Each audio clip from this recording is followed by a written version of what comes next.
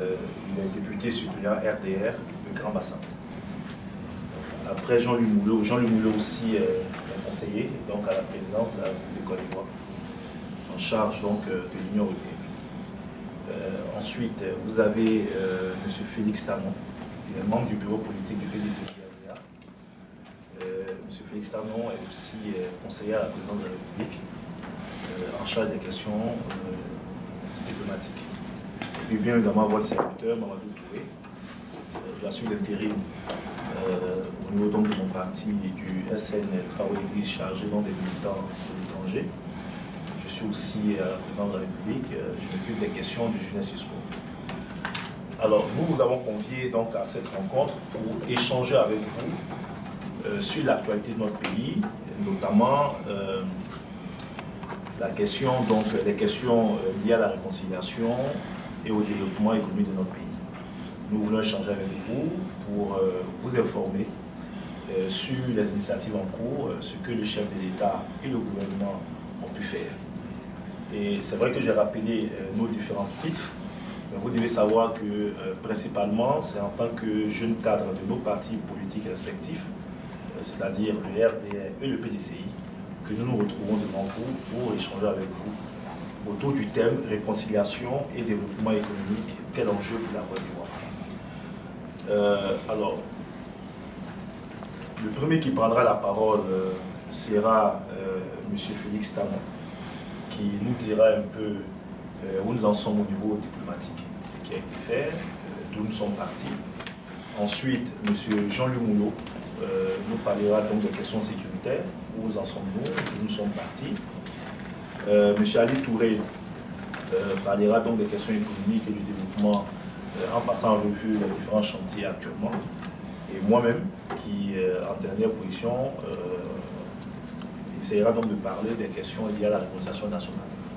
Après, la discussion donc sera ouverte avec la salle, soit pour des contributions, soit pour des questions. Nous serons donc à votre disposition. Ce que nous avons convenu, c'est que chacun de nous aura 10 minutes d'intervention pour introduire, et après, on pourra donc échanger avec la salle. Donc sur ce, Félix, je voudrais te laisser la parole. Merci beaucoup, chers collègues. Bonsoir, mesdames et messieurs. J'ai la lourde charge de vous parler de la diplomatie sous la présidence de M. Hassan Ouattara. Alors, je vais commencer par l'état des lieux. Ouais, non. La bouteille. Je pense que ça sert à rien.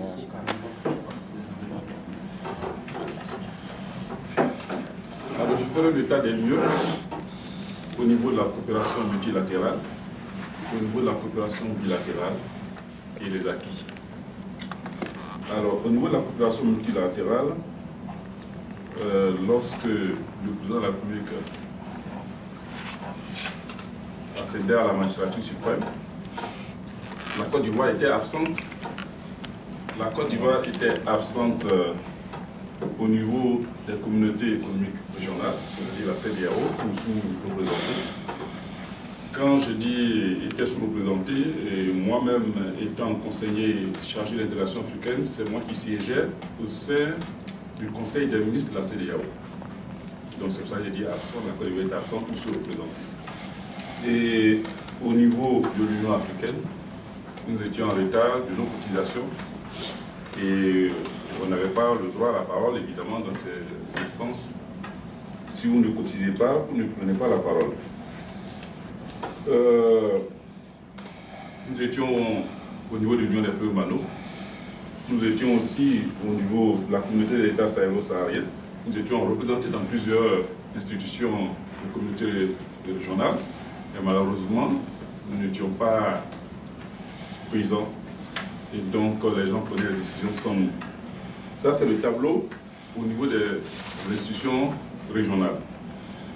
Au niveau bilatéral, la Côte d'Ivoire était presque en conflit avec tous ses voisins. Je n'ai pas besoin de le relever. Le Mali, le Burkina Faso, nous avions des problèmes frontaliers avec le Ghana.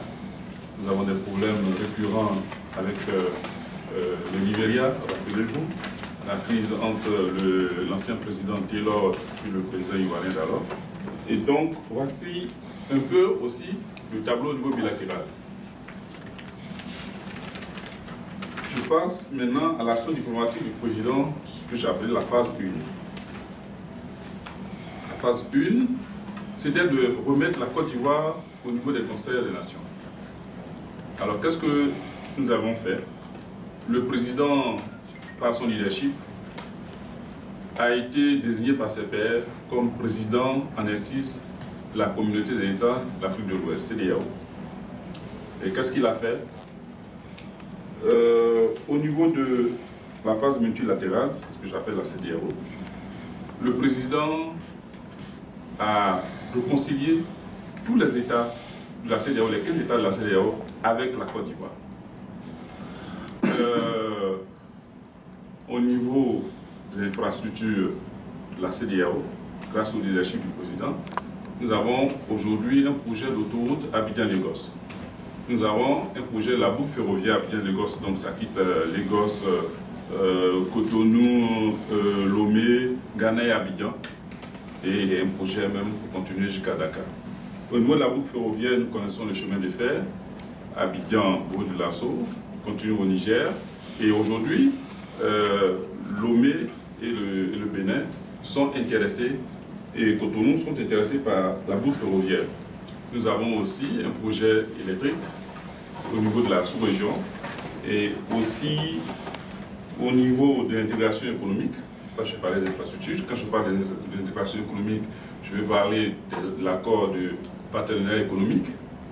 Nous sommes prêts à signer cet accord. Nous avons 2 mois après le sommet de Yamoussoukro tenu il n'y a pas longtemps. Nous avons 2 mois, on a donné 2 mois aux techniciens pour avancer dans les dossiers parce qu'il y a quelques réglages à faire avec le Nigeria pour signer l'accord de partenariat économique. Mais avant ça, la CEDEAO s'est chargée pendant 10 ans pour signer ce qu'on appelle le tarif extérieur commun. Sans le tarif extérieur commun, je vais imager ça, c'est ce que on doit percevoir par rapport aux produits qui rentrent dans notre communauté. Donc, comme nous constituons une communauté économique régionale, tout produit qui doit rentrer là-bas doit être taxé de la même façon, que ce soit en Côte d'Ivoire, que ce soit dans tous les pays des États membres de la CEDEAO. Et quand on le parle, c'est tellement simple à faire, mais on a mis 10 ans. Et c'est grâce au leadership du président Alassane Ouattara que nous avons pu avoir ce tarif extérieur commun. Ça, c'est pour l'intégration économique. Aujourd'hui, au niveau de la CEDEAO, nous avons 15 commissaires. Et la CEDEAO a été transformée en 2006 en commission, avant c'était un secrétariat, et leur mandat c'était 4 ans.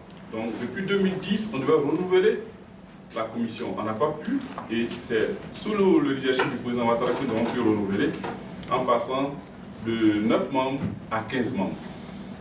Chaque État est représenté au niveau de la commission. Je pense qu'au niveau de la coopération multilatérale, je peux insister, en plus de la présidence de la CEDEAO, le président de la République a présidé à 2 reprises le Conseil de paix et de sécurité. Une fois à Addis Abeba et la seconde fois c'était en marge de l'Assemblée générale des Nations Unies à New York. Ce qui n'avait pas été fait depuis avant lui par un président de la République ivoirien. Alors au niveau bilatéral, nous pouvons parler des visites d'État que le président a initiées ou que les chefs d'État que nous avons reçus. Le président a visité de façon officielle la France. Nous avons effectué des visites d'État en Allemagne. Nous avons aussi reçu le Premier ministre du Japon. Nous avons reçu le roi du Maroc. Je parle en regardant mes collaborateurs, mes collègues du moins, si j'en ai oublié, le président du Liban. Et le Premier ministre du Japon, c'est la première fois que le Premier ministre du Japon venait dans un pays francophone en Afrique. Et au niveau multilatéral, le président de la République a invité ses pairs de la CEDEAO et ses pairs sont venus s'associer à cette rencontre. La visite officielle du Premier ministre japonais, c'était seulement en bilatéral, c'est-à-dire entre le Japon et la Côte d'Ivoire. Et c'est le président de la République, conscient du rôle que la Côte d'Ivoire joue au niveau de la CEDEAO, a décidé d'associer ses pairs pour qu'ils puissent partager les bénéfices de cette visite officielle. Je peux parler aussi en multilatéral du sommet à Durban du BRIC. Le BRIC, c'est les pays dits émergents, le Brésil, la Russie, l'Inde, la Chine, l'Afrique du Sud, ces pays-là.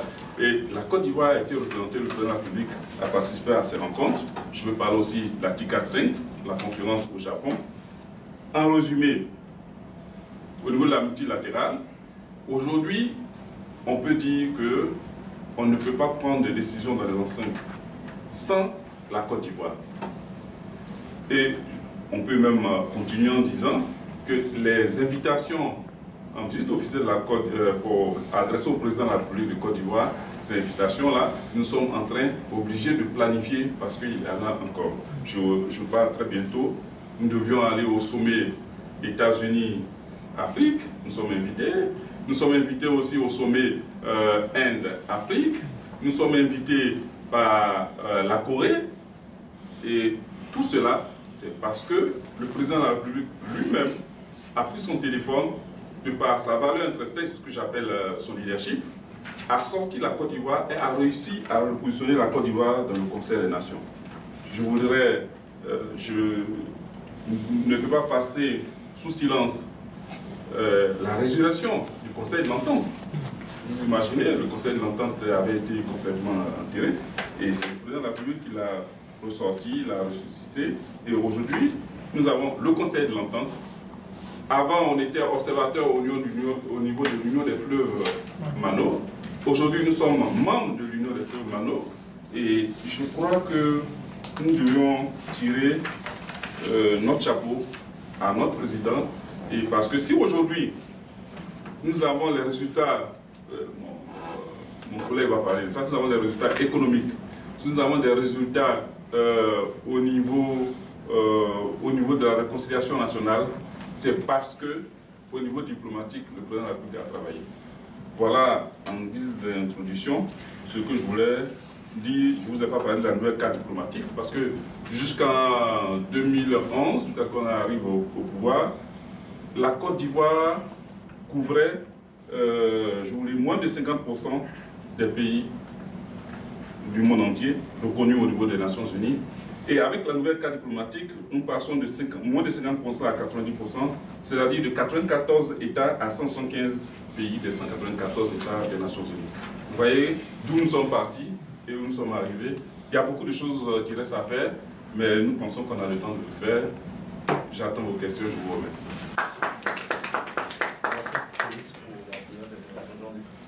Merci. Bien, il m'a été demandé de vous faire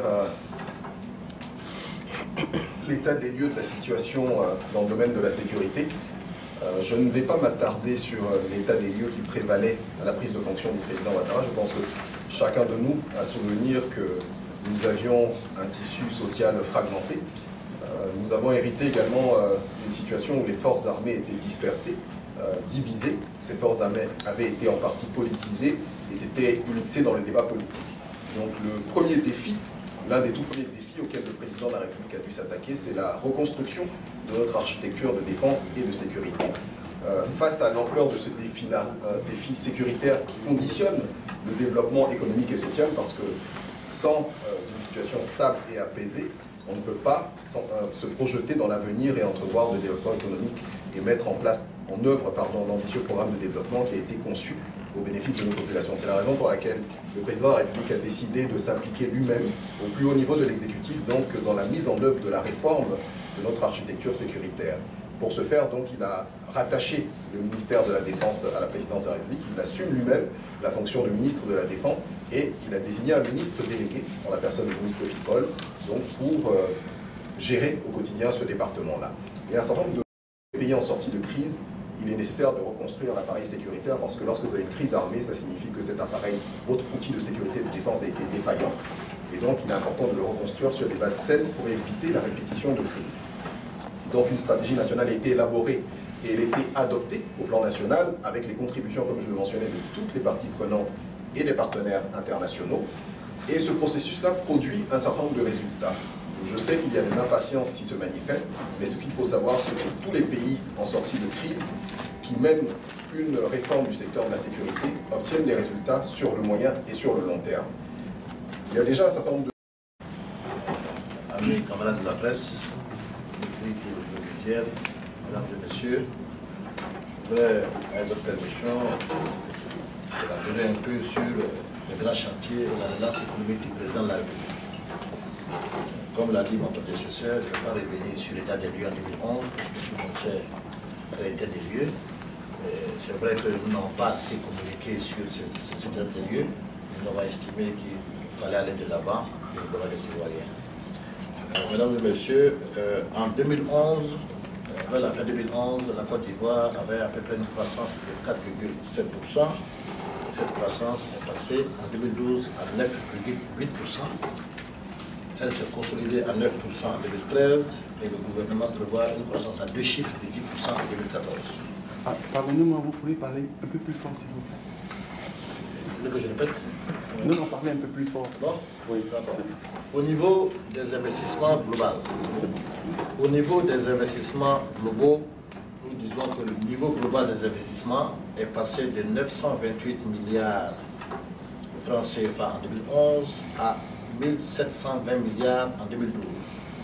Ça veut dire que nous sommes passés au niveau du PIB de 8,2% à 13,7%. Les investissements publics en Côte d'Ivoire, qui étaient de l'ordre de 316 milliards en 2011, c'est-à-dire qui représentaient 2,8% du PIB, sont passés à 615 milliards en 2012, ce qui représente 4,9% du produit intérieur brut. Au niveau des réalisations, j'en ai de noter à peu près 8. Il y a le troisième pont, Henri Konan-Bédié, d'une valeur de 124 milliards. L'échangeur, la Riviera 2, d'une valeur de 6,8 milliards.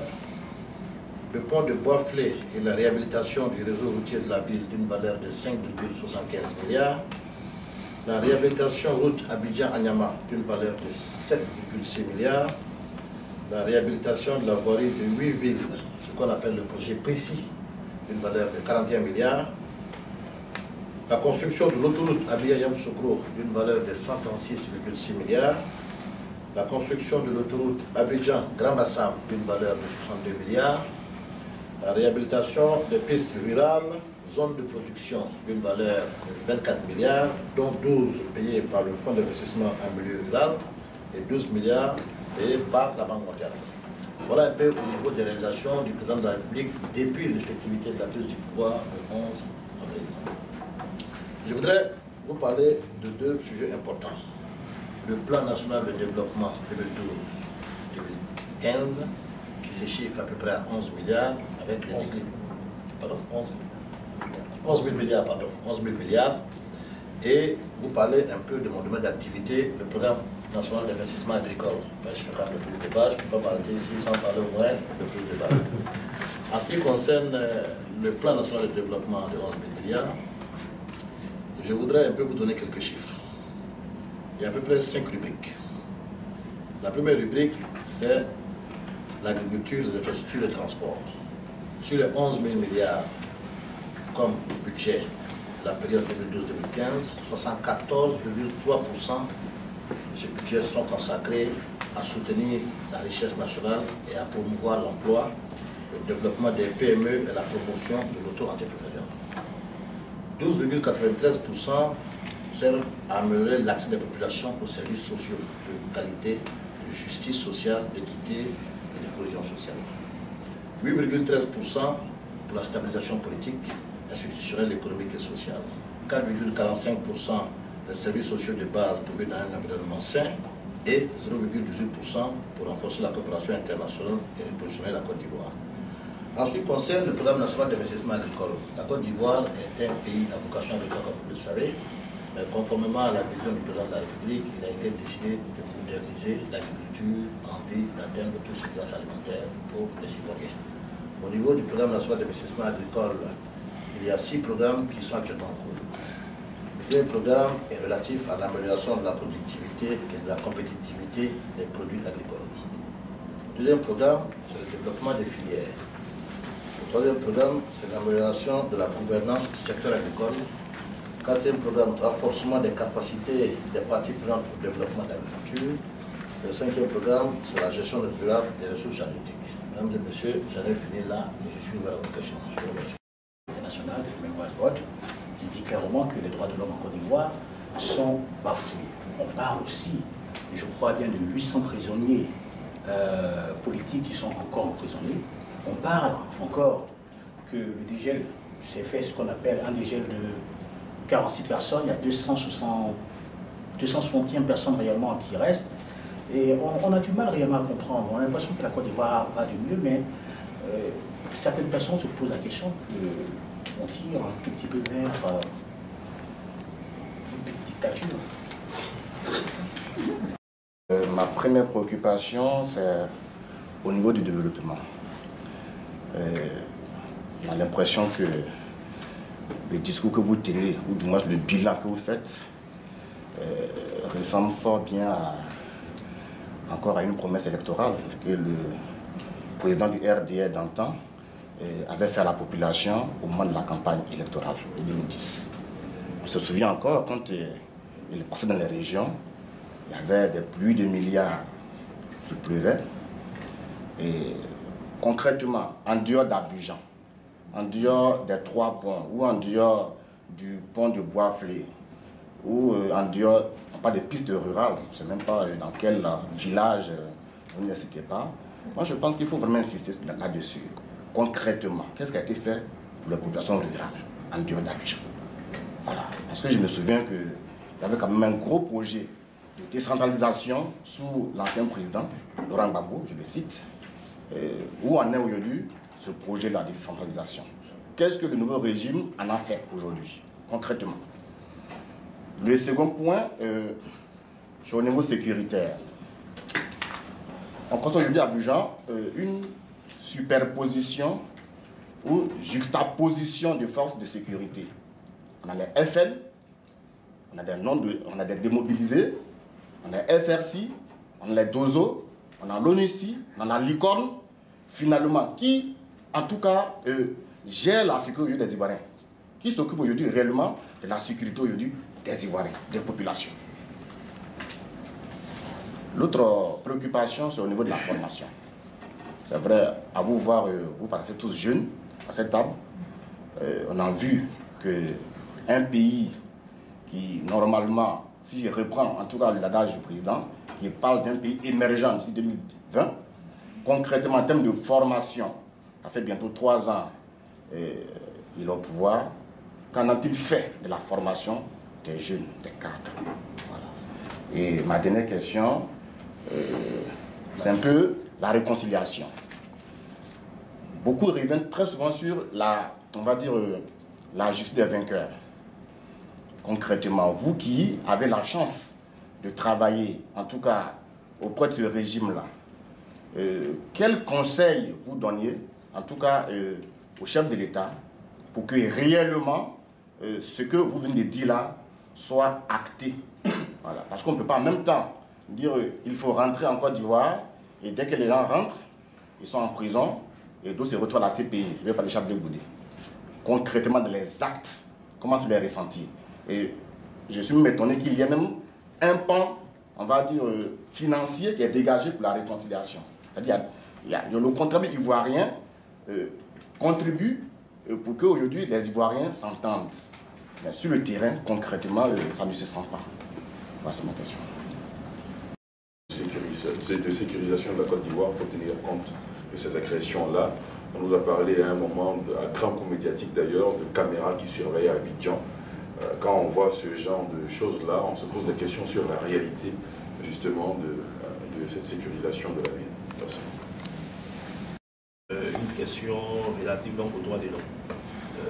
Pour lui, on a présenté donc, une situation reluisante, alors que les organisations continuent donc, à épingler la Côte d'Ivoire sur la question des droits de l'homme. Il a ensuite parlé de 800 prisonniers qui seraient encore dans les prisons ivoiriennes.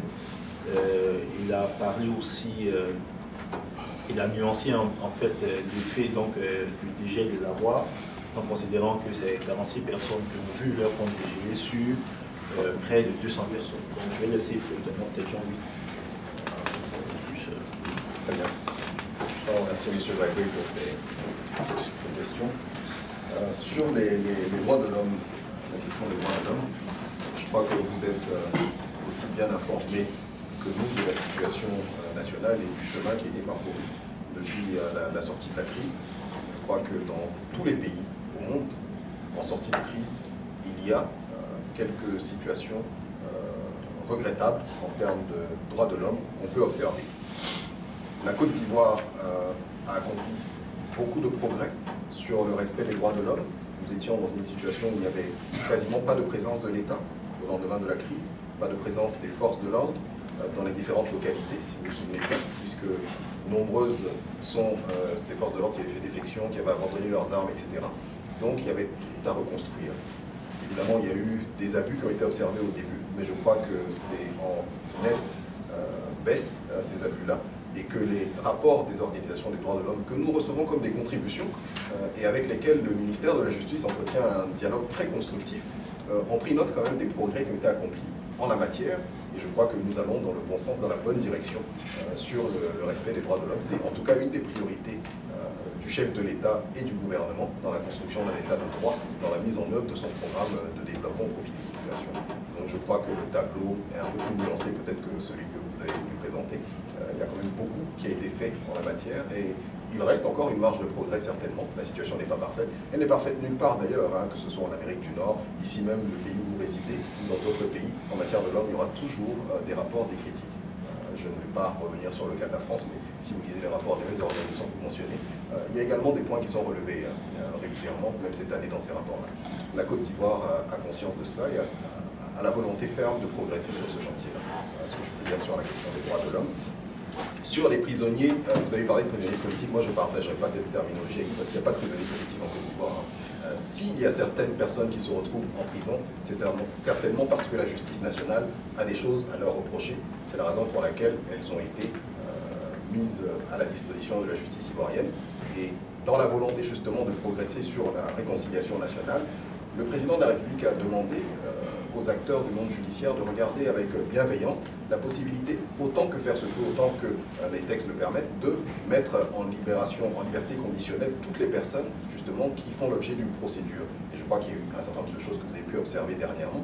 Sur le dégel des avoirs, ce n'est pas une situation extraordinaire et ça ne vise pas à brimer ou à blâmer des personnes, parce que vous noterez que l'Organisation des Nations Unies et l'Union Européenne même ont mis un certain nombre de personnalités ivoiriennes qui, de leur point de vue, représentaient des menaces à la paix et à la sécurité de la Côte d'Ivoire, sous sanction. Il y a eu un gel des avoirs, interdiction de voyager. Encore aujourd'hui, vous avez une quinzaine de personnalités ivoiriennes qui, au plan international, font l'objet d'un gel des avoirs, d'une interdiction de voyager. Donc je crois qu'on va dans le bon sens. M. Touré a mentionné les dégels qu'on a pu observer ces derniers temps. Je pense que progressivement, on ira vers une normalisation complète de la situation au fur et à mesure que la réconciliation va avancer. Vous avez évoqué le terme de dictature, je vous laisse le choix de vos mots, je ne reviendrai pas là-dessus. Voilà ce que je peux dire sur... D'accord, je ne sais pas si à jour. Alors moi, ce que je peux ajouter rapidement, là, selon les organisations internationales des droits de l'homme, jamais dans notre pays, il y a eu autant de volonté politique dans le sens de la coopération. Vous avez des organisations qui peuvent venir en Côte d'Ivoire, qui peuvent enquêter en toute transparence, qui peuvent circuler sur toutes les étendues du territoire, qui peuvent produire des rapports. Donc ce fait est salué. Rappelez-vous que dans un passé récent, nous avons connu des situations plus ou moins difficiles. Le Chanoun du Bougon, en mars 2004, où certains Ivoiriens ont été tués. Et pour tous ces événements, les organisations de droits de l'homme n'ont jamais eu la possibilité de travailler tranquillement et en toute liberté dans notre pays. Il y a eu, rappelez-vous, le cas d'André Kiffet, où malgré la commission rogatoire qui avait été mise en place, le juge n'avait pas pu venir à Abidjan interroger les personnes qu'il voulait interroger et mener la procédure à son terme. Aujourd'hui, il y a une volonté politique, une transparence qui permet donc à toutes ces organisations de venir constater qu'il y a une évolution, et cette évolution est notée même par la représentation des Nations Unies dans notre pays. Pour les prisonniers, j'ai noté tout à l'heure qu'il y a quand même 134 personnes qui ont bénéficié de la liberté provisoire. Ce n'est pas négligeable. Je pense que les efforts qui sont faits dans le centre de la prison doivent être appréciés. Nous venons d'une situation difficile. Le président de la République a été l'une des grandes victimes de cette crise. Il a pu transcender tout cela pour se positionner aujourd'hui comme un leader qui veut donc entraîner ou amener son pays vers des objectifs. Et pour cela, le président a décidé de faire abstraction de tout ce qu'il a pu lui-même subir et a demandé aux Ivoiriens de faire abstraction de tout ce qu'ils ont pu subir. Donc je parle au doyen Bamba pour aller, et des actes encore plus forts seront posés. Ce qu'il faut maintenant, c'est que les autres, contre qui on peut objectivement reprocher des choses, posent aussi des actes. Nous sommes en attente des premiers actes posés par le FPI allant dans le sens de la réconciliation. Depuis 2 ans, on peut vous citer avec des dates, des actions menées par le gouvernement, mais on ne peut pas, enfin j'attends qu'on me donne des éléments, des actes concrets posés par le Front populaire ivoirien allant dans le sens de la réconciliation ou allant dans le sens de la repentance. Donc c'est un peu ce que je voulais ajouter. Alors Philippe a demandé, il a dit que donc, le bilan que nous faisons des actions du président de la République ressemble plutôt aux promesses électorales d'avant les élections. Qu'est-ce qui a été fait concrètement pour la population? Ali d'abord. D'abord, je vous remercie. J'ai été un peu surpris lorsque Philippe a dit qu'on ne voit rien sur le terrain. Je ne sais pas quand la dernière fois qu'il allait à Abidjan. C'est un peu le temps des journalistes à Paris ici. Des gens des droits de l'homme qui parlent de dictature, enfin, j'en passe. Mais M. Philippe, peut-être que c'est justement, c'est l'une des raisons pour lesquelles nous avions souhaité organiser cette conférence de presse pour qu'on aille à l'information. La Côte d'Ivoire est en chantier. J'ai parlé du plan national de développement, j'ai parlé du programme national d'investissement agricole, M. Jean lui a parlé de la politique sécuritaire, il y a la diplomatie, on a parlé de la réconciliation. Beaucoup de choses sont en train d'être faites. Il faut indiquer qu'au sortir de la crise post-électorale en 2011, pour nous qui avons eu peut-être la chance et aussi le malheur d'être des témoins privilégiés, parce que moi j'étais à Abidjan, contrairement à beaucoup de gens, j'étais à Abidjan à la crise électorale. Nous sommes sortis en 2011, rien ne fonctionnait dans le pays. Les banques étaient fermées, les hôpitaux étaient fermés, les magasins étaient fermés, tous les services étaient fermés. Donc nous avons pris une situation très difficile. Aujourd'hui, tous les chantiers sont ouverts. Les pistes circulaires sont en train d'être préparées, les établissements sanitaires sont en train d'être préparés, il y a eu un investissement massif dans l'enseignement, la formation se poursuit avec même des jumelages et des échanges avec d'autres pays, la diplomatie est en branle, la sécurité, on a parlé de l'indice qui va de 3,8 à 1,3 depuis 2011. Donc, ce n'est pas un bilan que nous faisons. Nous sommes en train de communiquer sur les actions du président de la République. C'est-à-dire que ce sont des faits. Le mois du bilan arrivera. Ou, à un moment donné, on sortira pour vous dire, bon, eu égard aux promesses électorales du candidat Ouattara en 2010, qui avait dit qu'en 5 ans, il allait faire cela, aujourd'hui nous sommes en 2015, voilà l'état des lieux, voilà le bilan, et puis on engage. Donc je voudrais rectifier M. Philippe pour lui dire, ce n'est pas un bilan que nous faisons, ce sont des faits qu'on peut vérifier. Et je me propose d'aller avec Philippe Lune Abidjan, comme ça fait longtemps, vraiment il n'est pas y allé. Donc je lui demande ce que le président fait et à l'intérieur. Aujourd'hui, la couverture en termes de télévision, M. Ali Graspa est là, ou en termes d'électricité d'eau potable, est presque une couverture presque nationale sur l'ensemble du territoire, ce qui n'était pas le cas en 2011. En termes de télévision, en termes d'audiovisuel, en termes d'eau potable, en termes de fourniture de médicaments dans les hôpitaux, en termes d'équipements sanitaires, enfin bref. Je ne dis pas que tout est fait, mais force est de constater qu'il y a un travail qui est en train d'être fait, qui est en chantier, et c'est un programme qui couvre de 2012 à 2015. Donc voilà ce que je dois répondre à M. Philippe et à M. Vabé, en privé, à qui je vais définir la dictature, parce qu'il ne sait pas ce que c'est qu'une dictature. Il a oublié la mémoire de il y a quelque chose qui parle. Voici des populations qui étaient totalement enclavées. Pas d'eau, pas d'électricité, pas de téléphone. C'est sous Ouattara que la région a pu avoir du téléphone. C'est sous Ouattara que pour la première fois, les populations de Doropo, et de TNI ont su ce que qu'était l'eau potable. Vous partez à l'ouest, à Mans, le château d'eau de Mans. Vous savez qu'il y avait des problèmes d'eau potable, les écoles qui ont été reconstruites donc à Mans. Je peux vous dire que jusqu'à l'année dernière, nous étions à près de 6000 salles de classe qui ont été construites sur toute l'étendue du territoire. Cette année, le président a souhaité qu'il y ait 10 000 salles de classe qui soient construites, donc ça fera près de 16 000 salles de classe. Mais je peux vous dire que 10 ans en arrière, on n'a même pas atteint la moitié de cette performance. Il a parlé du pont de Boisflé, on peut parler de Togo de Bassam, puisque c'est chez toi. On peut parler aussi de la route entre Abengourou et Anibloko, dont les travaux vont commencer. Vous avez commencé de Bounois, le château d'eau de Bounois, qui permettra donc d'alimenter toute la région, notamment Abidjan, en eau potable. Pour vous dire qu'il y a un développement harmonieux, ce n'est pas Abidjan, contrairement à ce qui est dit. Toute la Côte d'Ivoire bénéficie aujourd'hui de ces actions du président donc, de la République. Voici un peu quelques éléments que je vais ajouter sur le fonds d'entretien routier, puisque ce sont des dossiers que nous avons traités à la présidence. Lorsque nous arrivons aux affaires, le fonds d'entretien routier était doté d'un budget de 0 francs.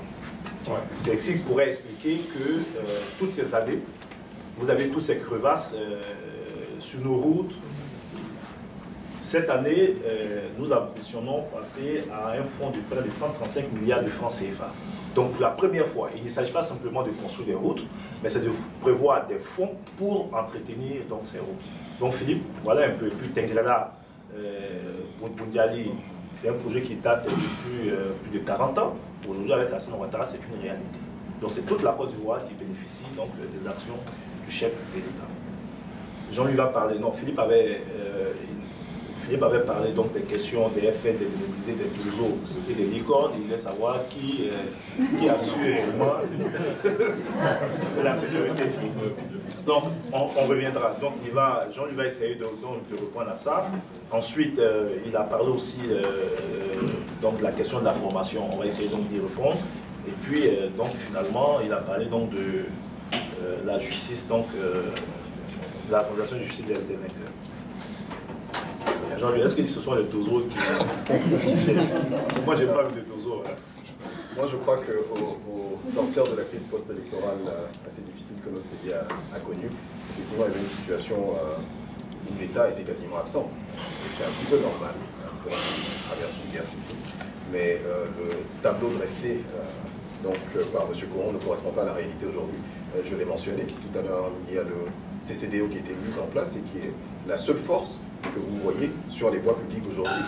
Vous ne verrez pas de gendarmes, de policiers, il n'y a que le CCDO qui a mandat et qui est présent effectivement sur le terrain.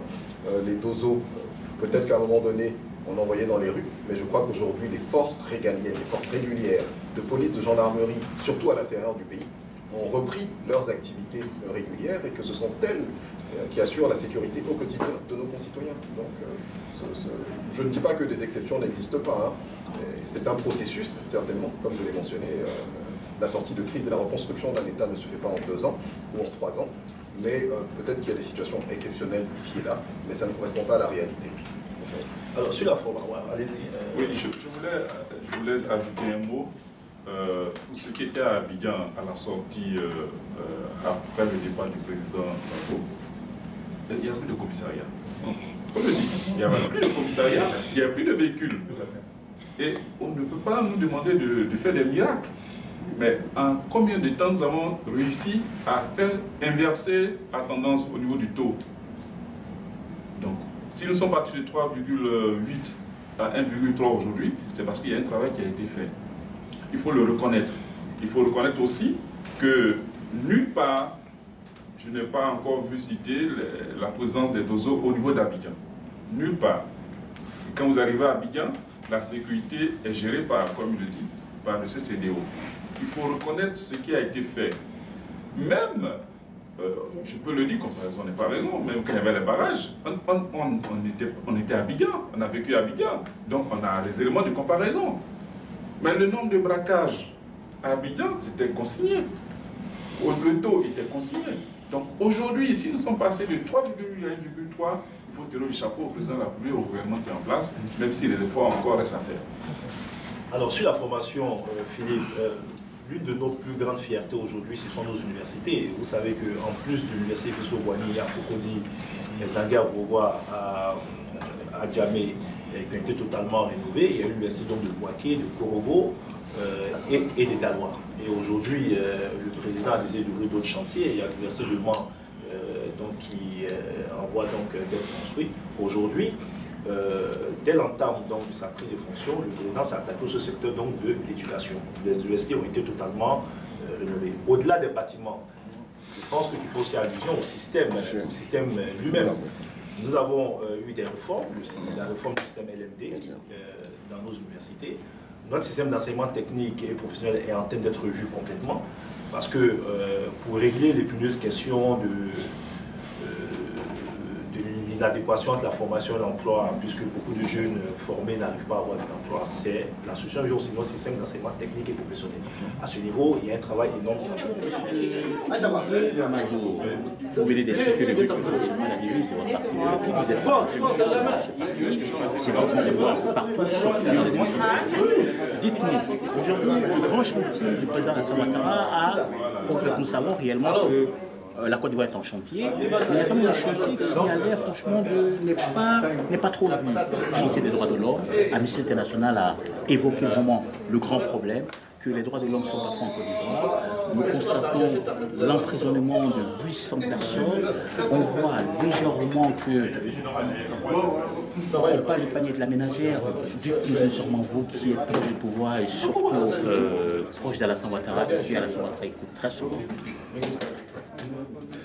Alors, je vais rectifier quelque chose. Je n'ai pas défendu mon parti ou les devises de mon parti. J'étais avec certains collègues. Nous sommes des jeunes cadres du RHDP. Nous avons estimé qu'au-delà de la mission officielle que nous avions ici à Paris, il était opportun pour nous qui avons soutenu le président Ouattara dans le cadre du RHDP, qui l'avons mis au pouvoir, qui l'accompagnons aujourd'hui dans la réalisation de son programme, qu'il était opportun d'éclairer nos frères de la diaspora sur les réalisations faites par le président de la tête. Donc, nous avons évoqué plusieurs chantiers, vous évoquez la question des droits de l'homme. Ce que nous disons, c'est qu'il y a une nette amélioration aujourd'hui au niveau de la situation des droits de l'homme dans notre pays. Il faut regarder d'où nous sommes partis. Au soir du 11 avril 2011, plus de 3000 morts, 1 million de déplacés, le tissu social totalement en lambeaux, des corps qui jonchaient les rues au niveau d'Abidjan, des tueries qui étaient faites.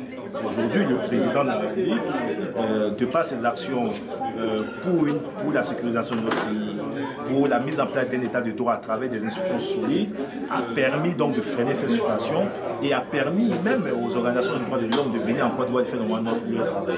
Et je peux vous dire que si vous consultez bien le rapport de ces organisations, même si, comme partout, elles reprochent ou elles pensent que dans certains domaines, on peut encore améliorer les choses, toutes ces organisations de droits de l'homme s'accordent à dire que la situation des droits de l'homme en Côte d'Ivoire s'est nettement améliorée depuis que le président est là. Je vous laisse la responsabilité donc, du chiffre sur les 800 personnes qui ont été emprisonnées. Moi, je n'ai pas ces chiffres-là. Ce que je sais, c'est que pour la réconciliation, 134 personnes ont été mises en liberté provisoire. Ce sont des actes forts.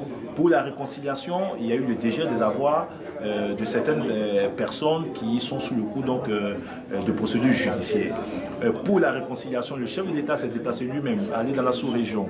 Et ces déplacements ont abouti au retour massif des réfugiés. Nous avons plus de 80% des réfugiés ivoiriens qui sont retenus dans leur pays. Vous avez plus d'1 millier de militaires, policiers, gendarmes qui sont revenus dans leur pays, qui ont été intégrés. Toutes les personnes qui sont inculpées actuellement, je parle de l'ancien Premier ministre et d'autres personnes qui sont enseignants dans nos universités, pour aller à la réconciliation, le président a demandé au ministère de prendre des actes pour les réintégrer dans leurs fonctions. Donc voici autant d'actions que le chef de l'État mène. Ce n'est pas de la propagande, ce n'est pas de la spéculation, ce sont des faits. Mais en même temps, nous disons que la crise en Côte d'Ivoire a été en 2 acteurs. Le premier acteur du camp duquel nous émanons, donc a posé tous ces actes. Le FPI qui était un grand acteur donc, au niveau de du paysage politique ivoirien, nous sommes aussi en droit d'attendre du FPI, après tous ces toutes ces actions menées en faveur du développement et de la réconciliation, que le FPI pose finalement le premier grand pas allant donc dans le sens de la réconciliation. Nous avons l'impression que actuellement ce parti refuse, malgré toutes les initiatives, d'aller à la réconciliation, alors qu'il n'y a pas d'alternative à la réconciliation en dehors de la réconciliation. Donc le message que je vais lancer aussi, c'est de demander à nos frères du Front populaire ivoirien qui sont ici au niveau de la diaspora, mais qui sont sur notre pays, que le pays les appelle, c'est notre pays, c'est les actions qui seront menées pour le développement se feront pour tout le monde. Il est temps que le FPI s'inscrive résolument et définitivement dans le processus de réconciliation. Mais lorsque vous parlez que le FPI doit s'inscrire, on voit Blé Goudé franchement qui a été transféré directement. Est-ce que c'est pas un bon coup? Blé Goudé n'est pas FPI. Blé Goudé n'est pas FPI. Non, je dis Blé Goudé n'est pas FPI. Il y a des procédures qui sont en cours. La justice internationale a décidé de poursuivre un certain nombre de personnes, a décidé donc de juger un certain nombre de personnes, mais cela ne doit pas entraver le processus de réconciliation nationale. Vous savez, on peut tous trouver des prétextes et des motifs pour justifier des postures à l'encontre de la réconciliation. Ce que nous disons, quelle que soit la situation, en tant qu'Ivoiriens, de par nos positions, quel que soit notre camp, quelle que soit la situation, nous devons toujours agir pour aller vers la réconciliation. Et peut-être même, qu'en le faisant, cela favorisera ou améliorera donc l'ensemble de ces situations. Mais merci.